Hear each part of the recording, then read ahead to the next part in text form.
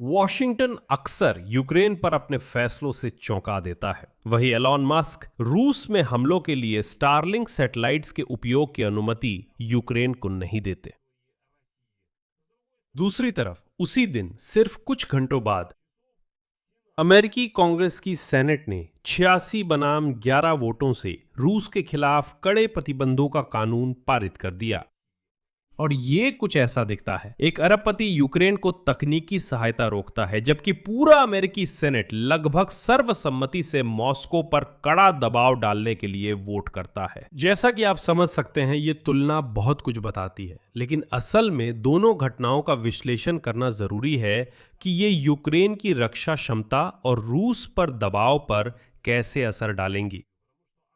रूस के ऊपर स्टारलिंक के इस्तेमाल से इनकार यूक्रेन के लिए विनाशकारी है। सेनेट में पास प्रतिबंध अगर प्रतिनिधि सभा में भी मंजूरी पाते हैं तो उनके भी रूस के लिए विनाशकारी परिणाम होंगे। मेरा नाम अलेक्सेई पेची है। आइए इस विषय पर चर्चा करें। शुरू करने से पहले आपसे अनुरोध है कि YouTube चैनल को सब्सक्राइब करें। हम 3 लाख सब्सक्राइबर की ओर बढ़ रहे हैं। आपकी सब्सक्रिप्शन के लिए धन्यवाद।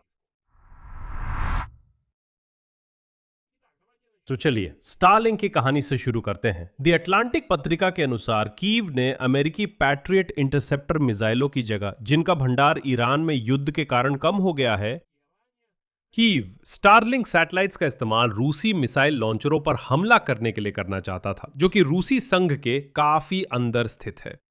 यानी यूक्रेन के ऊपर ही रूसी बैलिस्टिक मिसाइलों को रोकने के बजाय बेहतर होगा कि इन्हीं बैलिस्टिक मिसाइलों के लॉन्चरों को ट्रैक करके नष्ट किया जाए। लेकिन ऐसा करने के लिए उन्हीं यूक्रेनी ड्रोन को रूस के ऊपर कनेक्शन होना चाहिए जिसे रूसी लोग जाम नहीं कर सके। लेकिन आज के समय में, जैसा कि आप जानते हैं, रूस के ऊपर स्टारलिंक बिल्कुल भी काम नहीं करता। और अब यूक्रेन इलॉन मस्क से रूस के ऊपर स्टारलिंक टर्मिनल और सैटेलाइट चालू करने की अनुरोध कर रहा है। स्पेसएक्स के मालिक इलॉन मस्क यूक्रेन की सशस्त्र सेनाओं को यह सुविधा देने से इनकार कर रहे हैं।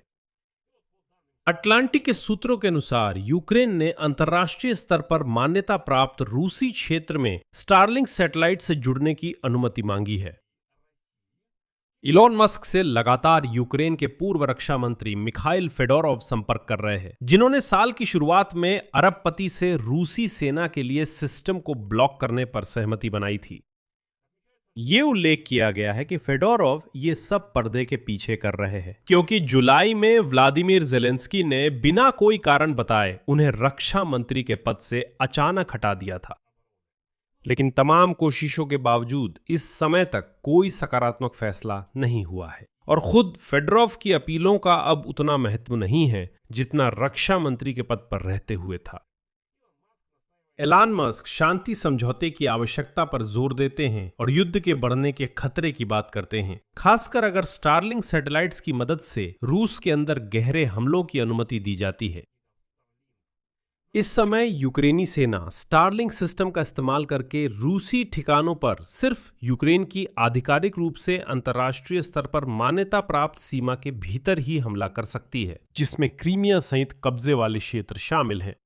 और एलॉन मस्क की इस अस्वीकृति का संदर्भ भी बहुत महत्वपूर्ण है। इससे पहले यह पता चला था कि यूक्रेन के राष्ट्रपति वोलोदिमीर ज़ेलेंस्की 28 जुलाई को व्हाइट हाउस में मुलाकात के दौरान उन्होंने अमेरिका के राष्ट्रपति डोनाल्ड ट्रंप से अनुरोध किया यूक्रेनी सेना को रूस के भीतर गहरे लक्ष्यों पर हमलों के लिए यूक्रेनी ड्रोन निर्देशित करने में स्टारलिंक इस्तेमाल करने की अनुमति देने के लिए, ताकि अमेरिकी राष्ट्रपति अपने दोस्त एलन मस्क पर किसी तरह प्रभाव डाल सके। यानी बात किसी निजी पहल की नहीं है, बल्कि ये एक ऐसा मुद्दा है जिसे सबसे उच्च स्तर पर भी उठाया जा चुका है, और जिसमें मस्क, ऐसा लगता है, फैसले लेने के लिए एक स्वतंत्र केंद्र के रूप में काम कर रहे हैं, जो सीधे व्हाइट हाउस की स्थिति पर निर्भर नहीं है। या फिर डोनाल्ड ट्रंप ने भी तय कर लिया है कि ऐसा होने नहीं देना चाहिए। और साथ ही ये भी पता चला है कि एलॉन मस्क ने व्लादिमीर ज़ेलेंस्की से मिलने से भी इनकार कर दिया जब वो वॉशिंगटन में थे।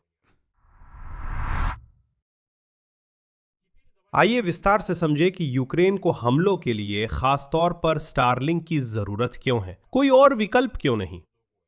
यूक्रेनी डिफेंस कंपनी फायर पॉइंट के सह संस्थापक डेनिस स्टिलरमान ने कहा कि ड्रोन को स्टारलिंक मॉड्यूल से लैस करने से रूस में खास तौर पर मोबाइल टारगेट्स को ज्यादा सटीकता से निशाना बनाया जा सकेगा, जैसे कि बैलिस्टिक मिसाइल लॉन्चर, जिन्हें हमले के तुरंत बाद ही वहां से हटा दिया जाता है। स्टिलरमान के मुताबिक फिलहाल स्पेसएक्स की सैटेलाइट कम्युनिकेशन पूरी अग्रिम पंक्ति के साथ एक मारक क्षेत्र तैयार करने में इस्तेमाल हो रही है। अगर इस सिस्टम को रूस के अंदरूनी हिस्सों में इस्तेमाल किया जाए तो टारगेट जोन 500 किलोमीटर तक बढ़ सकता है और साइबेरिया तक भी फैल सकता है।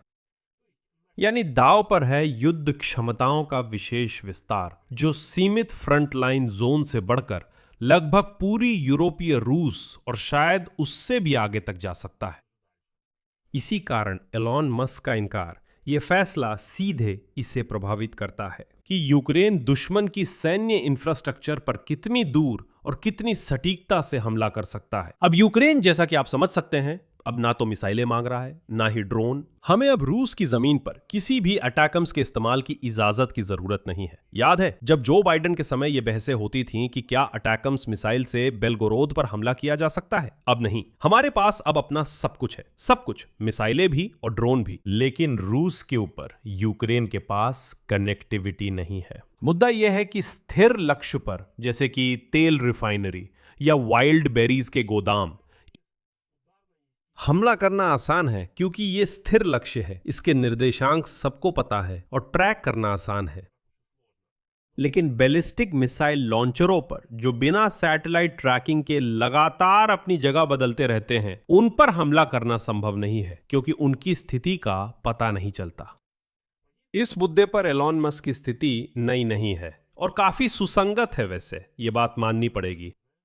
2 हफ्ते पहले द इकोनॉमिस्ट को दिए इंटरव्यू में उन्होंने कहा था कि रूस शायद ही अपनी सेना यूक्रेन से हटाएगा और युद्ध मॉस्को को रियायतें देने के बाद ही रुक सकता है। खैर, उन्होंने इशारा किया था कि आप डॉनबास को जंगली रूसियों को दे दीजिए और युद्ध खत्म हो जाएगा। और ये ऐसा पहला इनकार नहीं था। याद दिला दूं, 2022 में भी उन्होंने ऐसा ही इनकार किया था, परमाणु तनाव बढ़ने के डर से, क्योंकि उसे डर था कि पुतिन शायद यूक्रेन पर परमाणु हथियार से हमला कर देंगे।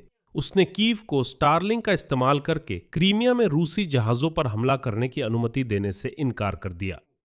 यानी ये तर्क कि तनाव बढ़ाने के लिए उपकरण ना दिया जाए, ये पूरी जंग के दौरान एलॉन मस्क की एक स्थायी सोच रही है। साथ ही वॉशिंगटन में यूक्रेन के लिए एक सकारात्मक फैसला भी लिया गया। अमेरिका की कांग्रेस के उच्च सदन यानी सेनेट शुक्रवार को 86 बनाम 11 वोटों से रूस के खिलाफ तथाकथित नरक जैसी पाबंदियों का कानून पास किया, जिसे जुलाई में दिवंगत हुए सेनेटर लिंडसी ग्रैहम ने तैयार किया था। अंतिम स्वीकृति महीनों की प्रतीक्षा और व्हाइट हाउस के साथ बातचीत के बाद आई। इस विधेयक का नाम इसके मुख्य लेखक दिवंगत सेनेटर ग्रैहम के नाम पर रखा गया, जो पिछले महीने अचानक चल बसे थे। इस दस्तावेज पर लिंडसी ग्रैहम ने डेमोक्रेट सेनेटर रिचर्ड ब्लूमेंथल के साथ मिलकर काम किया था। यानी ये एक द्विदलीय विधेयक था जिसे अब दिवंगत ग्रैहम के नाम पर रखा गया है। इस दस्तावेज को प्रतिनिधि सभा से मंजूरी मिलनी है, फिर ये डोनाल्ड ट्रंप के हस्ताक्षर के लिए जाएगा। अमेरिका 100% तक की शुल्क लगा सकेगा उन शीर्ष 5 देशों के संबंध में जो रूसी तेल और गैस के खरीदार हैं, जिनके आयात में रूसी ऊर्जा संसाधनों की हिस्सेदारी 15% से अधिक है। इस परिभाषा के अंतर्गत भारत और चीन आते हैं। साथ ही वे देश जो रूस को प्रतिबंधों से बचने में मदद करते हैं, उनके लिए भी शुल्क का प्रावधान है। रूस का अमेरिका को निर्यात उन्हीं कुख्यात 500% शुल्क के तहत आएगा। कानून के अनुसार व्यक्तिगत प्रतिबंध व्लादिमीर पुतिन, सरकार के सदस्यों और रूसी संघ की सुरक्षा एजेंसियों के नेतृत्व पर लगाए जाते हैं। साथ ही ये प्रतिबंध सभी रूसी एलएनजी परियोजनाओं पर लागू होते हैं, यानी तरलीकृत प्राकृतिक गैस के उत्पादन की परियोजनाओं पर। आर्कटिक में ऊर्जा परियोजनाएं, शैडो फ्लीट, वे जहाज जो समुद्र में तेल, गैस और कोयले की ट्रांसशिपमेंट के लिए इस्तेमाल किए जाते हैं। साथ ही उन लोगों पर भी जो क्रेमलिन को टैंकर बेचते हैं। इसके अलावा यही सब कुछ नहीं है, सूची काफी दिलचस्प है।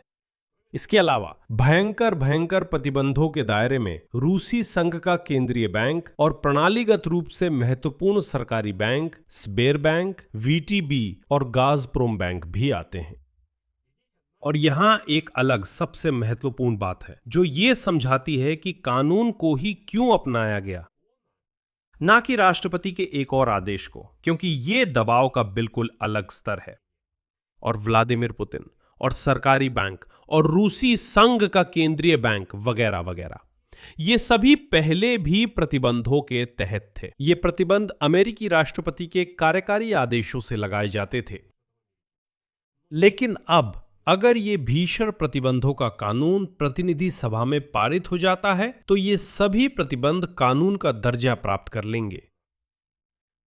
अंतर क्या है? असल में अंतर बहुत महत्वपूर्ण है। इसका मतलब है कि अगर ये कानून पारित हो जाता है तो अब इन प्रतिबंधों को केवल कांग्रेस ही हटा सकती है। यानी अगर खुद डोनाल्ड ट्रंप इन भीषण प्रतिबंधों को लागू भी कर दे, लेकिन बाद में अगर वे इन्हें नरम करना चाहें तो इसके लिए उन्हें विधायकों की सहमति चाहिए होगी। सिर्फ एक नया आदेश काफी नहीं होगा। यानी पहले कैसे था? ट्रंप शर्तिया तौर पर रूस के सेंट्रल बैंक पर ऐसे ही प्रतिबंध लगा सकते थे, 1 महीने बाद मन बदल जाए और बस एक आदेश से उन्हें रद्द कर दे। अब ऐसा नहीं है। अब ऐसा नहीं किया जा सकता। अब कांग्रेस से संपर्क कर इन प्रतिबंधों को रद्द करवाना होगा। रूस के लिए आर्थिक परिणामों को विशेषज्ञ काफी गंभीर मानते हैं। केंद्रीय बैंक और सरकारी बैंकों पर प्रतिबंधों को कड़ा करने से रूस में नकद डॉलर और यूरो की आपूर्ति बाधित हो सकती है और तब घरेलू बाजार में नकद विदेशी मुद्रा की कमी हो सकती है, क्योंकि रूसी बैंकों के लिए इसे कानूनी तरीके से हासिल करना लगभग असंभव हो जाएगा। आखिरकार इससे केंद्रीय बैंक को नकद डॉलर की खरीद पर प्रतिबंध लगाने के लिए मजबूर होना पड़ सकता है। अगर ऐसे प्रतिबंध यूरोपीय संघ लागू करता है तो ये यूरो मुद्रा पर भी लागू होंगे। इसके अलावा रूस के केंद्रीय बैंक के लिए नगद रहित युआन खरीदना भी मुश्किल होगा। यानी ये समस्या चीनी मुद्रा पर भी लागू है। क्यों? क्योंकि इन खरीदारियों का अंतिम हिस्सा अब भी डॉलर में ही किया जाता है। रूसी निर्यातकों और आयातकों के साथ विदेशी साझेदारों के लेन देन भी काफी जटिल हो जाएंगे। यानी असल में अमेरिका और यूरोपीय संघ कह सकते हैं तो अब रूसियों के साथ डॉलर यूरो में लेन देन संभव नहीं। वे नकद रहित युआन भी खरीदना चाहें तो दिक्कतें होंगी। हम सब कुछ ब्लॉक कर देते हैं ताकि ये जंगली गंदे जीव पूरी तरह से अलग थलग हो जाए। ये ऐसी स्थिति है जब पैसे है लेकिन उन पैसों से कुछ खरीद नहीं सकते। अगर आपके पास सामान है लेकिन बेच नहीं सकते क्योंकि वे आपको पैसे नहीं दे सकते और उन तक आपकी पहुंच लगभग पूरी तरह बंद है, तो ये नर्क जैसी पाबंदियां हैं। और अगर हम इन दोनों खबरों को जोड़ दें तो तुलना अपने आप सामने आ जाती है। एक तरफ एक खास तकनीकी उपकरण स्टारलिंक, जो यूक्रेन की रूस के अंदर गहराई तक सैन्य ढांचे पर हमला करने की क्षमता को काफी बढ़ा सकता है, वो अब भी ब्लॉक किया हुआ है एक व्यक्ति के फैसले से जो साफ साफ कहता है कि सुनिए, यूक्रेन की जीत सैन्य तरीके से नामुमकिन है, मॉस्को के सामने अधिकतम समझौते करने होंगे। ये एलॉन मस्क के बारे में है। दूसरी तरफ उसी दिन अमेरिकी विधायी संस्था ने लगभग सर्वसम्मति से रूस पर युद्ध के दौरान अब तक के सबसे कड़े आर्थिक दबाव वाले पैकेजों में से एक को मंजूरी दे दी। रूसी निर्यात पर 500 तक की शुल्क और पुतिन पर व्यक्तिगत प्रतिबंध लगाए गए हैं, केंद्रीय बैंक के खिलाफ प्रतिबंध और इसी तरह कई अन्य प्रतिबंध। और खास बात यह है कि यह सब कानून के स्तर पर तय किया गया है, न कि राष्ट्रपति के आदेश से। और यहां रूस पर दबाव डालने के तरीकों को लेकर एक दिलचस्प विरोधाभास सामने आता है।